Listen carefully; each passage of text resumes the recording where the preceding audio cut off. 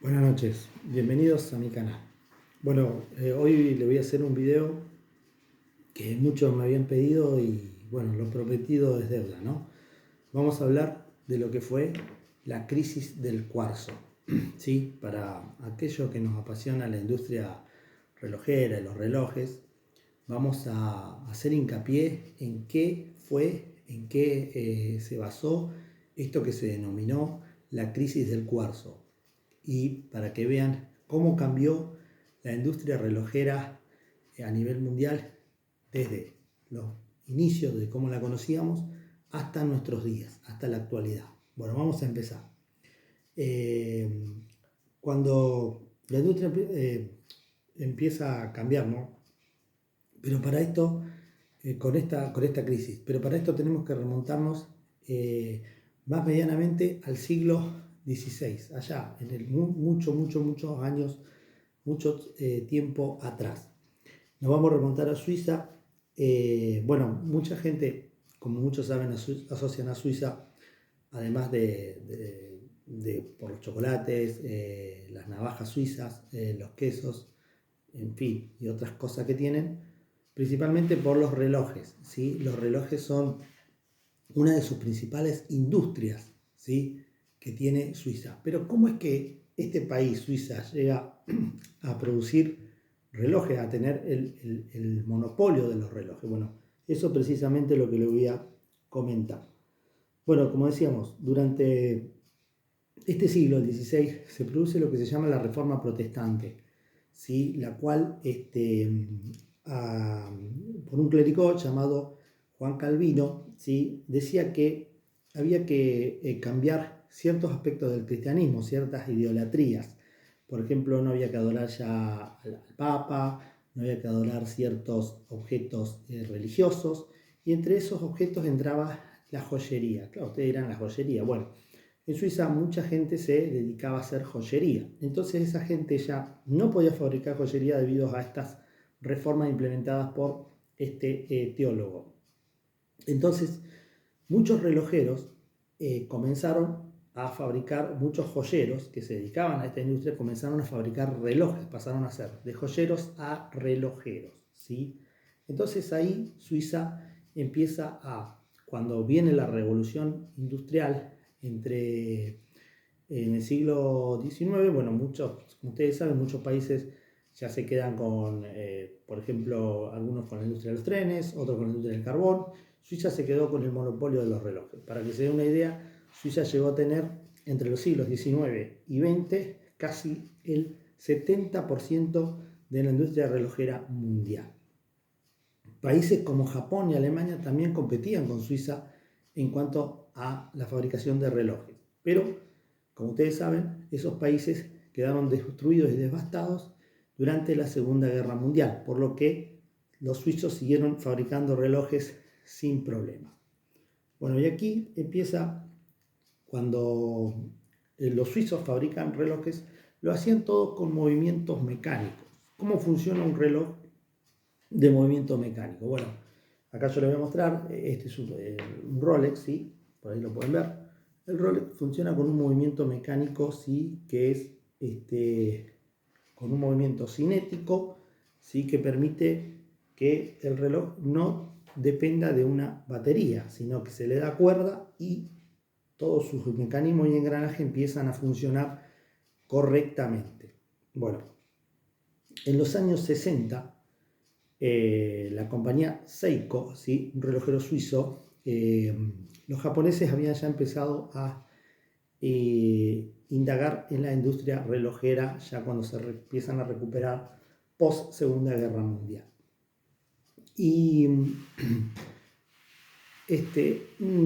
ingeniero suizo se va a Japón y allí empieza a ver que el reloj puede funcionar con materiales más económicos de los cuales se fabricaba, por ejemplo, un reloj,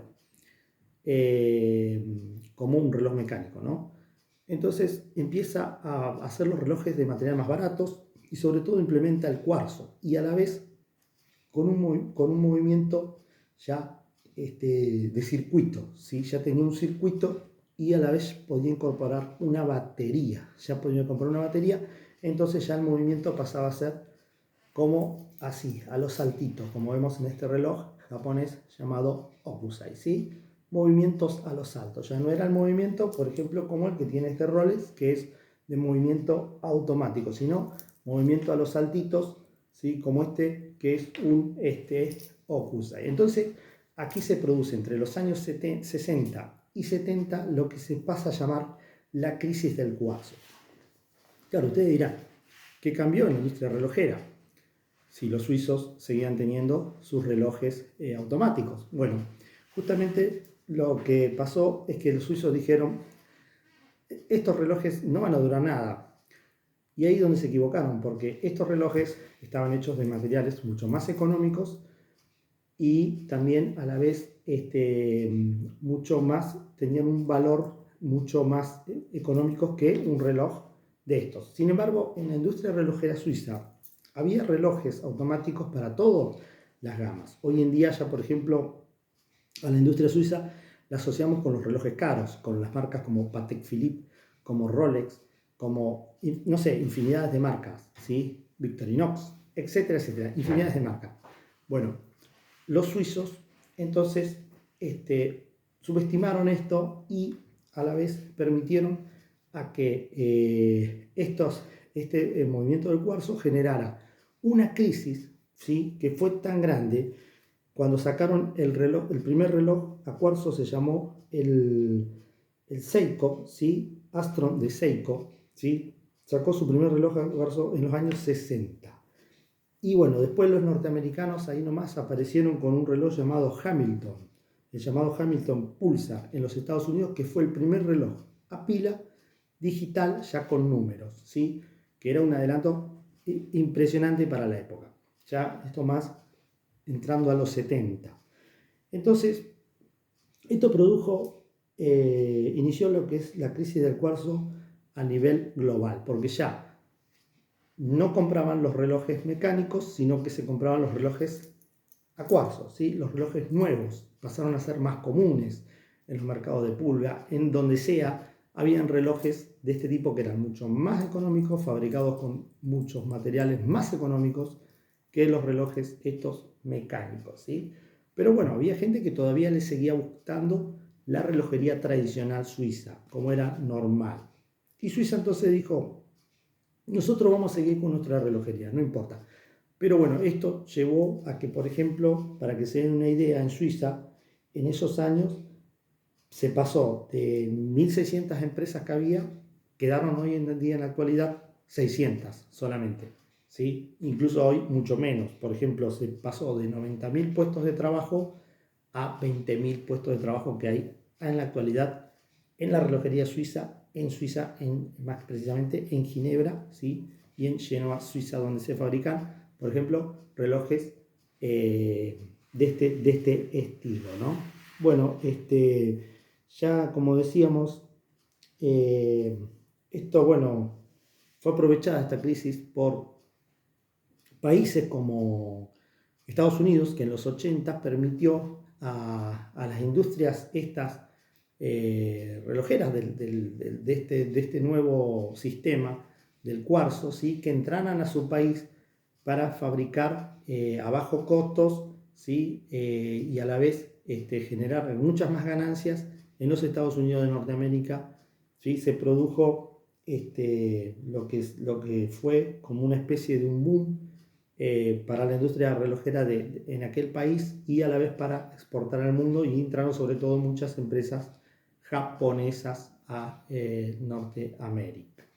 Bueno, los suizos, por ejemplo, sacaron luego una segunda opción para los que querían sumarse a esto del cuarzo. Sacaron la marca Swatch Swiss, ¿sí? Que significa en inglés Second Watch, significa segundo reloj. Y este reloj funciona con el mecanismo a cuarzo, ¿sí? Es un reloj suizo que funciona con mecanismo a cuarzo de buena material. También hay relojes a cuarzo que se hicieron de lujo también, por supuesto, de otras marcas.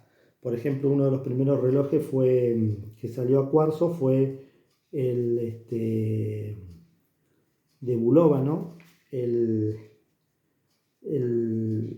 Accutro de Bulova, que salió en Suiza también, ¿sí? De la industria suiza, de Bulova. Bueno, eso fue lo que marcó un antes y un después en la industria relojera y perdura hasta hoy en día. Por ejemplo, hoy en día muchos asociamos a la relojería suiza con los relojes de alta gama, de media, alta y ultra gama. Marcas como Rolex, las que le siguen después, Patek Philippe, e incluso marcas mucho más caras, ¿sí? Que Rolex, y bueno, ya de la talla casi de Patek Philippe. Por su lado, la industria del cuarzo siguió sacando sus relojes, marcas también buenas, por supuesto, como sobre todo japonesas, como Casio, Seiko, bueno, Hamilton en los Estados Unidos, y siguieron sacando infinidades de marcas y a la vez coparon más el mercado y hicieron que, por ejemplo, bueno, si vos eras tradicionalista, capaz de los relojes movimiento a mecánico, ¿sí? Automático, y probablemente te ibas a comprar un Rolex, un Patek Philippe, o el reloj Victorinox, o bueno, o digamos el movimiento automático y de la marca que vos podías acceder o que vos querías o que te gustaba. Bulova, etcétera, etcétera. Y estaban aquellos que, bueno, se iban por la industria del cuarzo, lo cual no estaba mal, y que también fabricaban excelentes relojes. Los suizos, por ejemplo, muchos relojeros y eso desprestigian el cuarzo porque dicen que se fabrica con material barato, etcétera, etcétera. Sin embargo, no están así porque incluso dentro de la relojería del cuarzo hay una gama que es, digamos, y compite incluso con la gama por ejemplo, que maneja un Rolex, en este caso el Rolex Deep Sea Dealer, ¿sí? Que lo adquirí hace poquito, compite y tiene mecanismos complejos también, ¿no? Mecanismos de engranaje, etcétera, etcétera, y se fabrica con circuitos, bueno, etcétera, etcétera. Y bueno, está a gusto de cada usuario. Vos podés elegir, el mercado te ofrece hoy en día una amplia gama de lo que es la relojería tradicional, ¿no? No vamos aquí a meter a la relojería nueva digital, porque eso ya estaríamos entrando en tecnología, y es otra cosa que no nos compete hablar en este video. Bueno, eso fue más o menos para que se entienda la crisis del cuarzo que se dio entre los años 60, 70, ¿sí? Más principalmente, y que cambió la relojería mundial y marcó un antes y un después, ¿sí? En lo que fue la relojería a nivel global, planetario, ¿sí? Y bueno, y también permitió, por ejemplo, la entrada de nuevos conceptos a la industria relojera. Por ejemplo, antes los relojeros, había un relojero que fabricaba un reloj en una relojería y lo fabricaba él. Bueno, ahora ya, por ejemplo, este reloj se fabricaba quizá la caja en Japón, la maquinaria en Suiza, la malla en China, por decir un ejemplo. Entonces ya eran como subsidiarias, ¿sí? Y ya dependían de varias áreas o de distintos lugares para fabricar un solo reloj. Entonces, para que se entienda cómo fue la crisis del cuarzo que se dio en esos tiempos, principalmente en el país, en Suiza, en Ginebra y en Génova, Suiza, ¿sí? Bueno, les mando un saludo y espero que te haya gustado este video sobre la crisis del cuarzo. Si te gustó el video, dame tu like, déjame un comentario si querés en la cajita de comentarios, que me ayuda, y suscríbete a mi canal, que me ayuda a seguir mejorando, y cuando lleguemos a los 200 suscriptores vamos a estar haciendo un sorteo. Les mando entre todos los suscriptores míos y va a ser al azar, y el ganador se va a anunciar por este canal. Para todos los que me siguen, va a haber algún premio para uno. Bueno, les mando un saludo y espero que les haya gustado este video. Un abrazo cordial para todos y para todas. Abrazo.